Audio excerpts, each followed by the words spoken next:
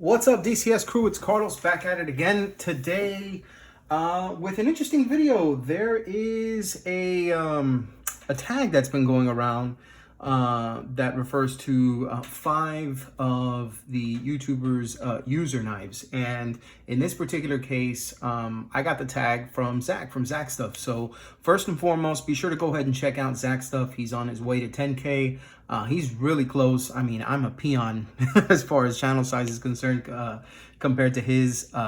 Do something kind for somebody like Zach and go ahead and give him a sub if you haven't already. Help him get to 10K. So, now that is taken care of, I do want to talk a little bit about 5 of my user knives. You might be surprised to find that some of these have a pretty cool story. So I'm glad I got tagged because it gives me a chance to go over some that may not get the limelight they deserve, post review. Some of these I haven't reviewed because they're just, they're too old and I didn't think a review would be relevant for the page. But some are kind of new, some you've seen, and some have a pretty cool story, so stay tuned. All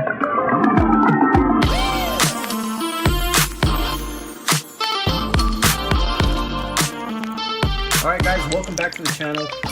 We're talking about 5 user knives that I go ahead and I think that are worth noting, at least from my rotation, okay? So we're gonna start off with number 5, and I'll go with this guy right here. This one's from Kizer, and this is the Kizer Rogue. It is a Dirk Pinkerton design, okay? As you can see on the titanium scale, it is flat, but you can see there's a couple of scratches on there, if you will, and that's not a stone wash, by the way. And then obviously on the blade, if you look real close, you're gonna see some scratching and stuff, and the bevel is pretty wide because not only have I used this, but I have sharpened it on my KME, I've stropped it, I've really gone to town with this thing. This is a design I picked up, I wanna say like just in the sub $100 range. S35VN steel, nice Warncliffe blade. Dirk Pinkerton's Kizer design that he did before a lot of his other stuff. I think he was still pretty new to Kizer, as a designer. There's that little DP logo, by the way, for Dirk Pinkerton. And I feel like this was one of those that when it came out, a lot of people, it was right on the cusp of where everybody was all about, bearings and drop shot action and stuff like that. This is not a blade that runs on bearings. In fact, it's a thumb stud only, and it's on phosphor bronze washers. Now, I will tell you, you can polish the washers, to damn near a mirror finish and make this thing a butter smooth, opener. As you can see, look at how it closes. It damn near, it's like it's nearly drop shut. For it being on bearings, I thought that it's a great knife. And just aside from that, I've used this frame lock, like crazy. You can still see the lockup is still very, very good. You can see if I can do a close-up of that one right here. Maybe show the specs here to the right. And the truth is, for something of this size, it's not too big, it's not too small, it fits my hand just right, it's got jimping right where you need it. I love these little slots. This machining that's done to this titanium is not cheap. This isn't lower grade like the titanium like other companies like Tucson use. So it's nice to see this. And as far as the scales, I want to say that these are T8. If you give me a second, let me see if I can find my damn T8. Here we go. All right, let's see here. We got the pivot, that is definitely T8. And then we have the screws on the body, which are also T8. And then, the screws for the, for the lock bar right here. And then the lock bar insert as well as the clip are T6, okay? So there you go. It's a bit of a thicker, stock onto the blade, but I gotta tell you, this is a great knife. This is the Rogue from Dirk Pinkerton. If you can score this under $100, snag it every day and twice on Sunday. It's S35VN steel. Mine was heat treated really well. It's a stone washed finish, and just this thing takes a really ridiculous edge. So yeah, so there's number 5, I guess you could say. On to number 4. We'll go with this guy right here. This one was kind of surprising. This is the Best Tech Eye of Raw, and it's still got a little bit of stuff on there. So you can see I've put a little bit of use. This is one of the more recent acquisitions that I've been putting through my users. But yeah, I love how with this one, it has, you know, that deep carry clip. The scales for the G10 are smooth. They are contoured. Obviously, it has that design, but we'll get to that in a second. It has these blue liners that look pretty dope. And I mean, so far, the coloring has lasted up until now. The lockup has been great. It runs off of bearings, D2 steel, stonewash flats, satin finish on that grind, and great flipping action. You know, if I need to go ahead and get up close, I can kind of use that as a pseudo choil, you know, just kind of put a little bit of my finger on there. I really don't need to. You get great ergos on this. My only gripe on this is, number one, the way that they design, well, two things. Number one, the way that they design the clip makes it only available to use the clip on this side as a deep carry. They could have tapped this side and just made another clip and included it, like with what Cold Steel did, but you know, that's neither here nor there. And then I get it, the Eye of Ra, the gimmick makes you, you know, want to have to put that eye there, or something that looks like the eye. If you'd have taken that out and you'd have created like just a smooth contoured scale, which I think would be great to get as an aftermarket option to be able to put on this, I think this would have been, like, honestly, this would have easily toppled something like the Civivi Backlash, which is a great seller for Civivi when they were first coming out. So something to consider, Best Tech, if you're listening, you know. But great knife. Actually, you know, thinner than the Rogue behind the edge, and it slices really well.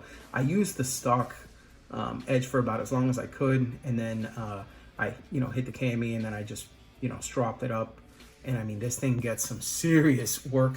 D2, and I mean, even with everything that I've been putting through it, you know, for the spring and summer season, it's really taken it like a champ, taking it to the chin and kept going. So this right here is the Eye of Ra from Best Tech. Let me go ahead and see if I can put the specs so you can see the knife as well as the specs.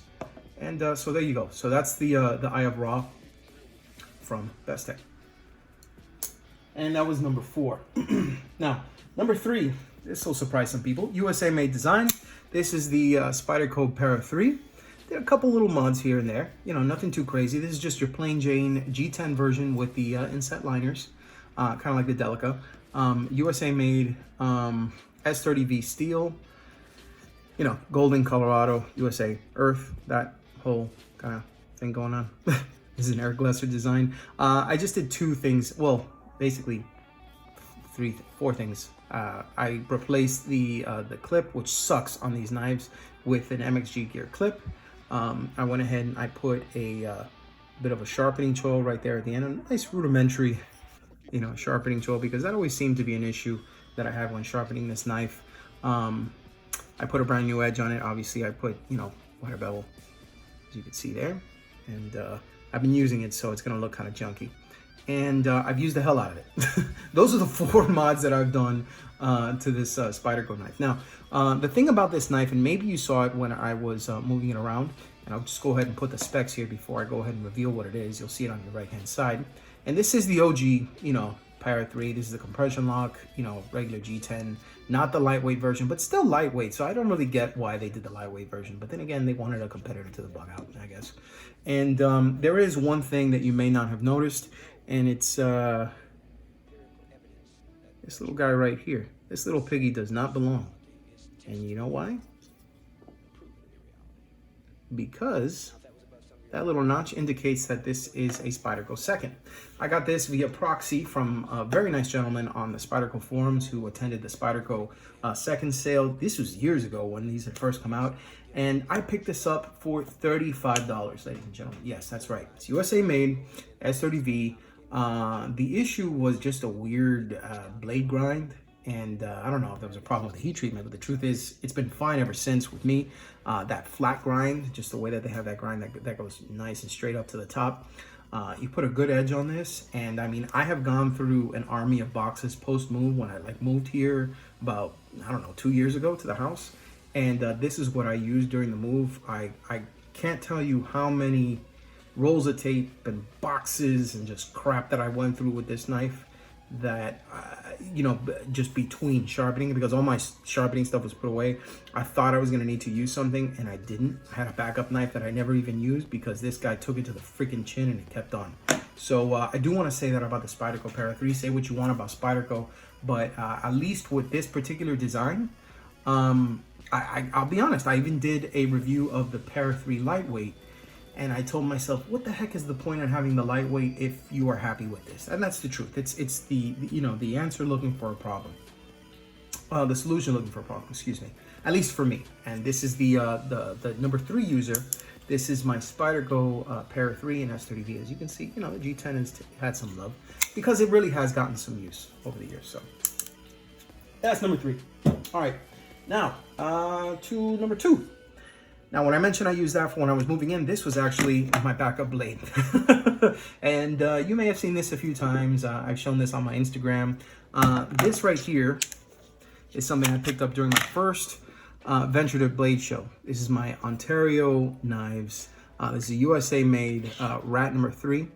I use this at least 2 to 3 times a week when I'm working outside and doing like gardening, when I am, you know, digging through dead trees, like dead roots, to be able to go ahead and take out, you know, the pieces of rotted wood inside of the earth, unearthing mushrooms, just, you know, slicing down small, you know, branches and stuff like that, cutting through media outside, like if I get bales of hay, you know, cutting through the string, and, you know, cutting through boxes and bales and stuff like that.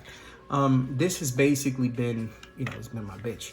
I wasn't really the biggest fan when I first bought it of like these handles, because the truth is, you know, they did come out with the contoured handles afterwards, and, you know, they're really sexy looking stuff. But this is, in all honesty, the more I used it, especially with gloves, this ended up being, you know, more relied upon more and more and more. So, you know, basically, this is just your standard, if I'm not mistaken, it's just your standard 1095 high carbon steel.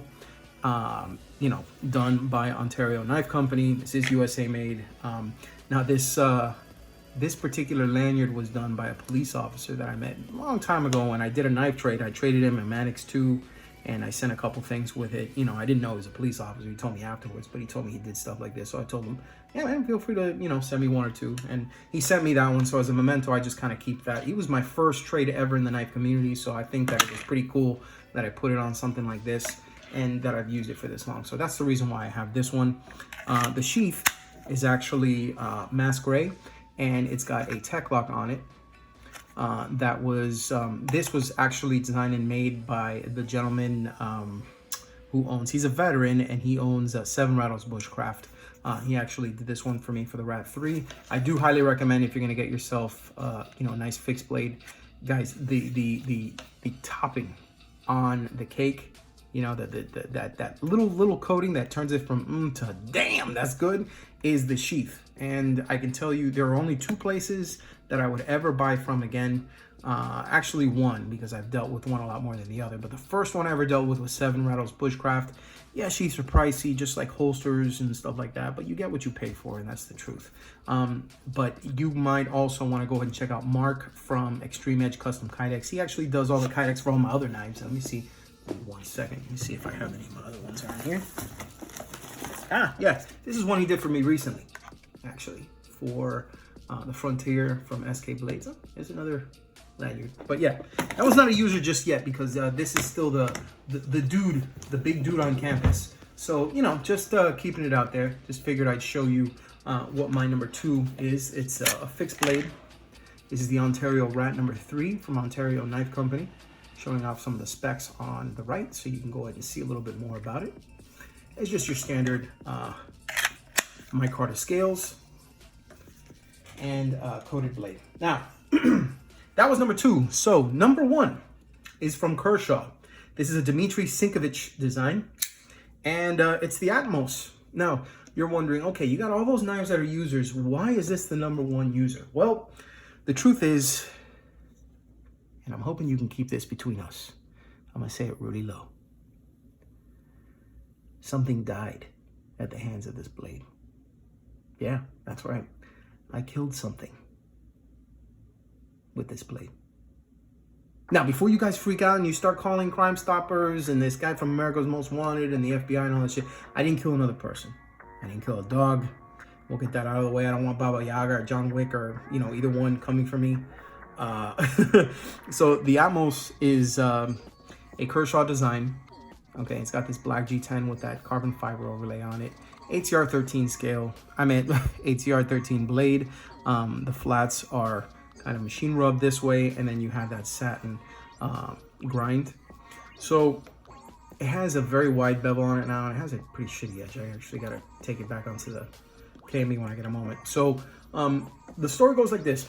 I was going to, I went to the hospital for some treatment on, because I wasn't feeling well, a long time ago. And I actually posted about this on my Instagram. So you may actually see the video that corroborates this. Okay, so I'm not lying. When I came home, pulled into the garage, and my girlfriend, pulls into, he opens the door and stuff to greet me, and my dog usually goes out too. Specs on the right, by the way, so you can see what I'm talking about. And she was like, "Hey, what's up? Welcome back. Ziggy was, waiting for you." And then she's like, "Oh my god, leave the garage door open. I gotta go inside. What happened?" She's like, "Over there by the cement bag." And when I looked, there was a snake. So I was like, "Huh, okay." So me, not wanting to mess with a snake because I didn't know if it was poisonous or anything like that, what I did was I got something with a long handle and then something I could pick it up with. So I got a rake. And so I was able to get the snake on the rake, he was nice and relaxed. I guess he was cool with me. And I got him and I put him outside. Well, when I put him outside, I put him next to my mailbox. I'm like, "Listen, you ain't got to go home. You just got to get the hell out of here. You're drunk. Do what you got to do." And, it was starting to rain. I'm not going to lie, the weather wasn't good. And I was like, shit, this guy, is not going to stay outside. He actually started coming in. He confronted me. He got all up in my face, wanted to hit me a couple of times, and I'm like, all right, fuck this. I'm going back inside. I'm switching the rake for a shovel. I freaking held his head down with the shovel, and all I had was my Kershaw Atmos in my pocket. So I took that bastard out while the shovel was down, and yeah, I decapitated him. And it sucks because I love snakes. I've owned a red rat. I've owned a Burmese python, a ball python, a king snake, Colombian red-tailed boa. I mean, you name it, I've probably owned it. Dylan Mallory's a huge fan of snakes, and he's my buddy. I would never willingly do harm to a snake, but I have to protect my family as well. And it's my girl and my dog. I love my dog. I love my girl. And if it were any other time, I'd have just taken him. And I did give him the chance and I put him outside. But it is what it is. And that's what turned this into my #1 user. Folks, that's my 5. And I guess from here, what I'm going to do is I'm going to tag a couple people. I'm going to tag Tier 1, my buddy Justin at Tier 1. And I'm also going to tag my buddy Eric from the Outer Limitless YouTube channel. And in that case, I'll just go ahead and put this right here. I want to see your 5 user knives. Feel free to go ahead and show them off. In the meantime, peace.